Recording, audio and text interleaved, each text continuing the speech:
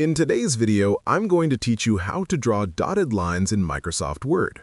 Dotted lines are useful for forms, worksheets, signatures, cut lines, or simply adding a stylish design element to your document. Microsoft Word gives you multiple ways to create dotted lines, and in this tutorial, I'll guide you through the easiest and most effective methods so you can choose the one that works best for your needs.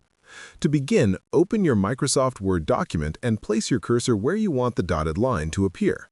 One of the simplest methods is using the Shapes tool. Go to the Insert tab at the top of the screen and click on Shapes. From the Lines section, choose the Straight Line option. Click and drag your mouse across the page to draw the line. Once the line is inserted, make sure it is selected. Then go to the Shape Format tab that appears at the top of the screen. Click on Shape Outline, hover over dashes, and choose a dotted style from the list. You can also adjust the thickness of the dotted line by selecting Weight under Shape Outline. This allows you to make the dots more visible or subtle depending on your design preference. Another quick method is using paragraph borders. Place your cursor on a blank line where you want the dotted line.